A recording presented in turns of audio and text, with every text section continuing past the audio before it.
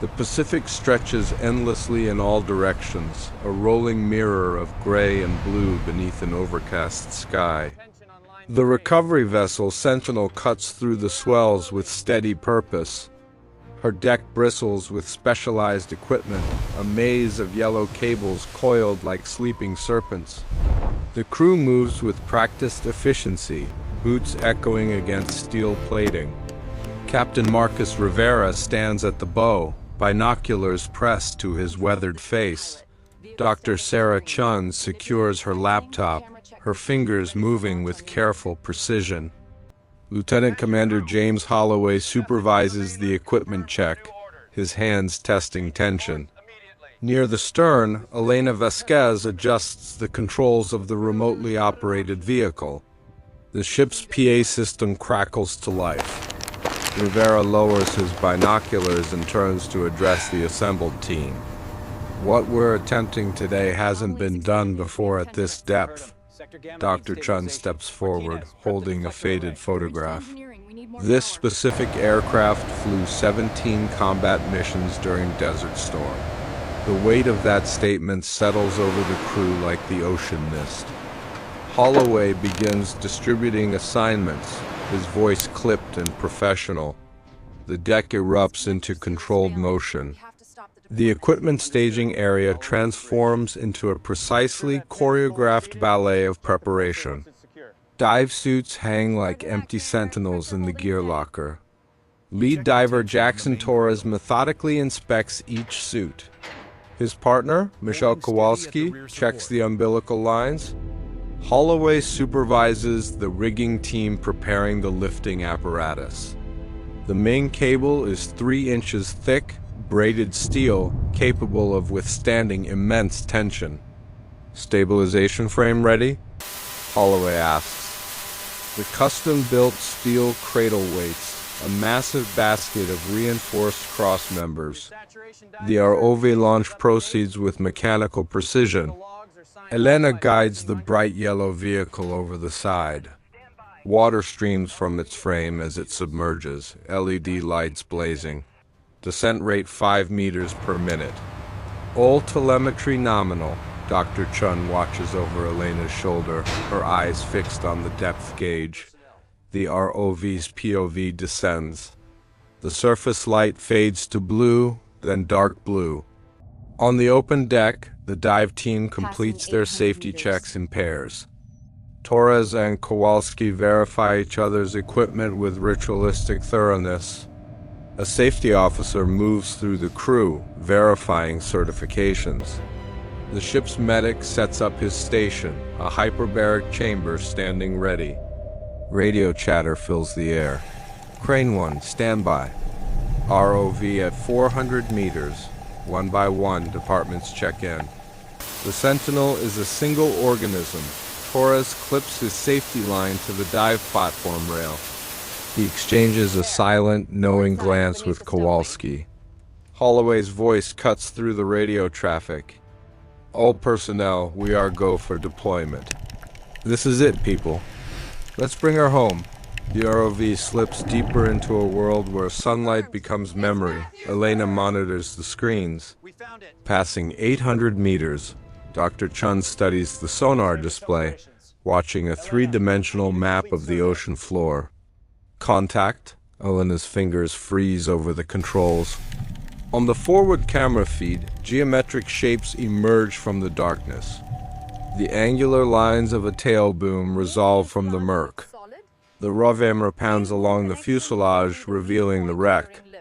The main rotor lies collapsed, the entire frame thick with barnacles and growth.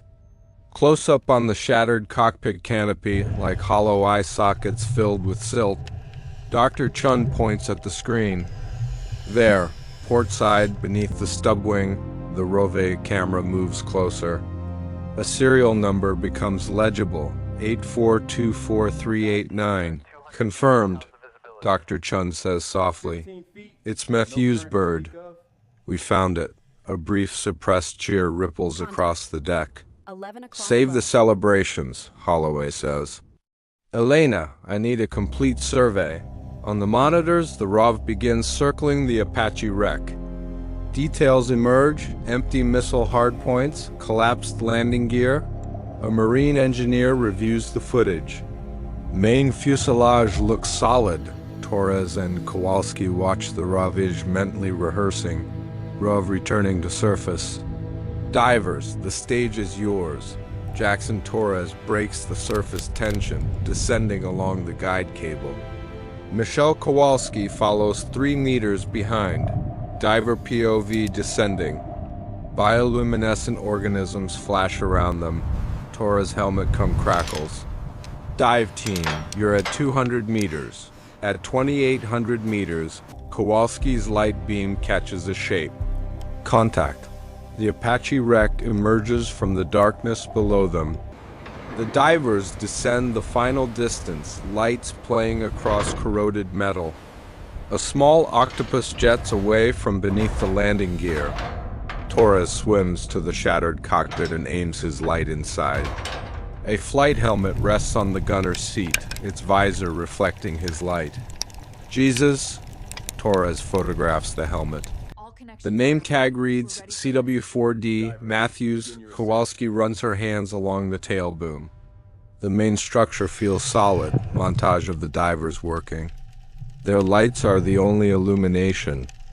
Torres discovers the unit insignia and the faded name. Desert Falcon. He guides a thick steel cable beneath the Apache's fuselage. Kowalski mirrors the work on the opposite side, creating a cradle of cables. Wide shot from a distance. 2 tiny lights move around the dark silhouette. Torres backs away. Rigging complete. Ready for stabilization frame deployment. On deck, the massive steel stabilization frame is hooked to the main crane. The frame descends into the ocean, disappearing beneath the surface. Torres and Kowalski guided into position beneath the Apache. Close up on a diver's hand securing a heavy shackle. A triple check. All connections verified. We're ready for lift. Divers, begin your ascent. The divers swim upward, their lights leaving the Apache. Holloway watches the ascent tracker. Crane operators begin lift. The crane engines engage with a deep hydraulic rumble, Rov Pov from below. The frame begins to rise from the seabed. A huge cloud of silt billows up as the landing gear breaks free. On the monitor, the depth gauge numbers slowly decrease.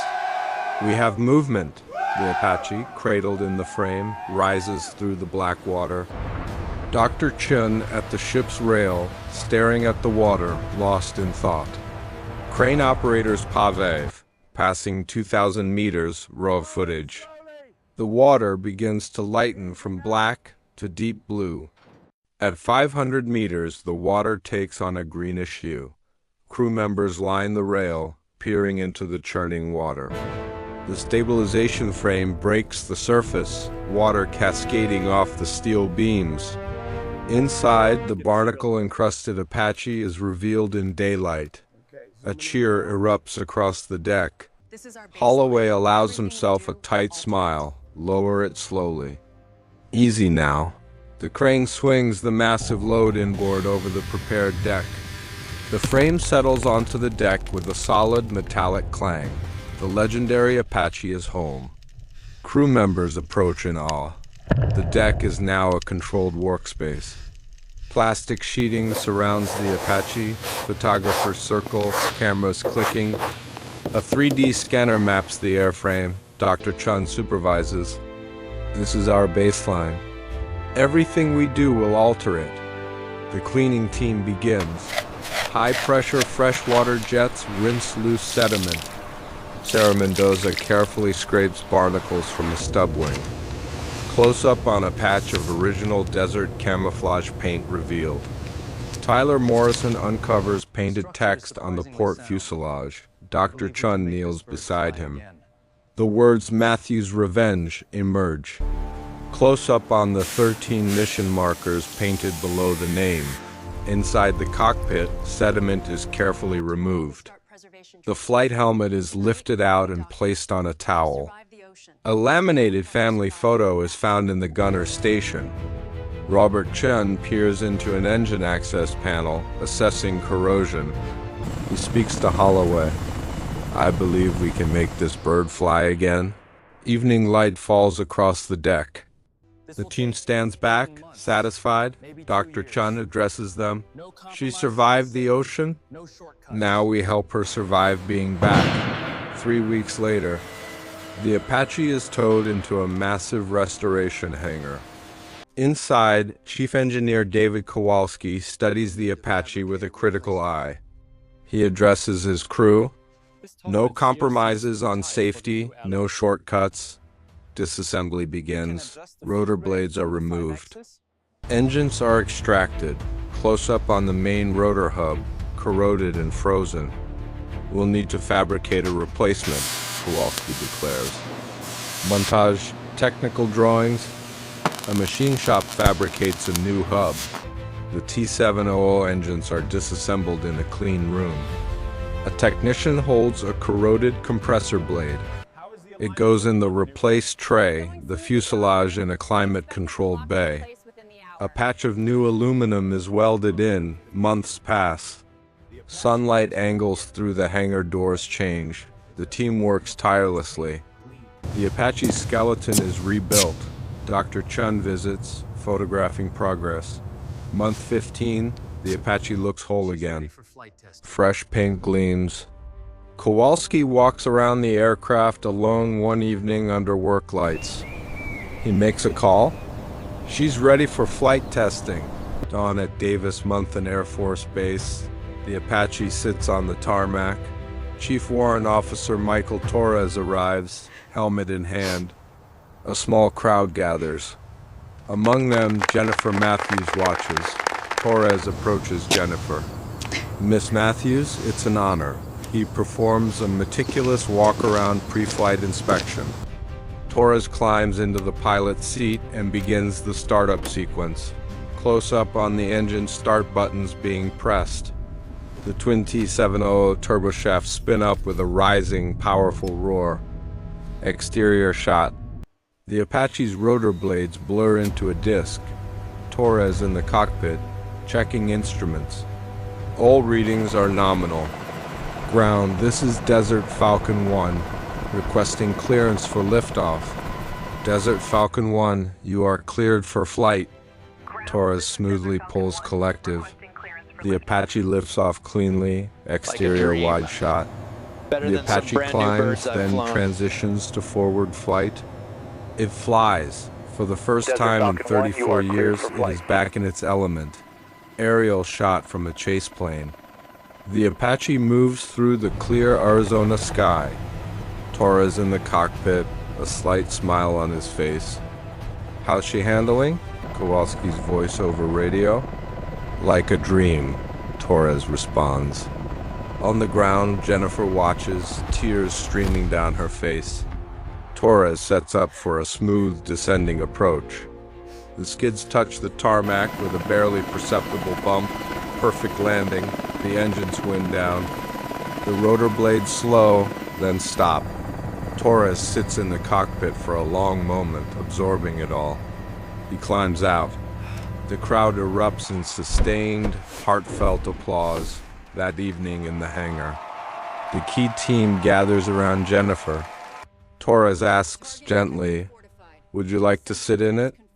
He helps her climb up into the pilot's seat where her father sat. Jennifer sits in the cockpit, hands hovering over the controls. Dr. Chun steps forward with a small box. She opens it to reveal the cleaned, preserved family photo. Close up on the photo in Jennifer's trembling hands. She looks from the photo to the faces around her. Why? Holloway answers. It's never just one helicopter. We're honoring everyone who served, Elena adds. When we found it down there, it survived. That felt important, Jackson Torres speaks. Knowing it would fly again gave the work meaning. Kowalski gestures to the Apache. We remembered someone trusted their life to it. Jennifer wipes her eyes. He'd be amazed to know it flew again, Dr. Chun points to the mission marks. Preserving artifacts preserves memory. Sunset light streams through the hangar doors, bathing the Apache in gold. Captain Rivera speaks. Some things are worth saving. They still matter. Jennifer climbs down. She walks around the Apache, her hand trailing along the fuselage. She stops at the nose art, Matthew's Revenge. She touches the paint. He loved this machine. Thank you. Torres puts a hand on her shoulder. Your father's legacy lives on. The restoration team gathers closer. A family photo of sorts. Jennifer looks at them all. You gave us something we were missing. Thank you. Night has fallen. The hangar lights illuminate the Apache. The team begins to disperse, leaving Jennifer alone with the aircraft. She stands before it, smiling through her tears. Final wide shot of the Apache in the hangar. It is whole. A legendary aircraft that journeyed from ocean floor to sky. A legacy that will not be forgotten.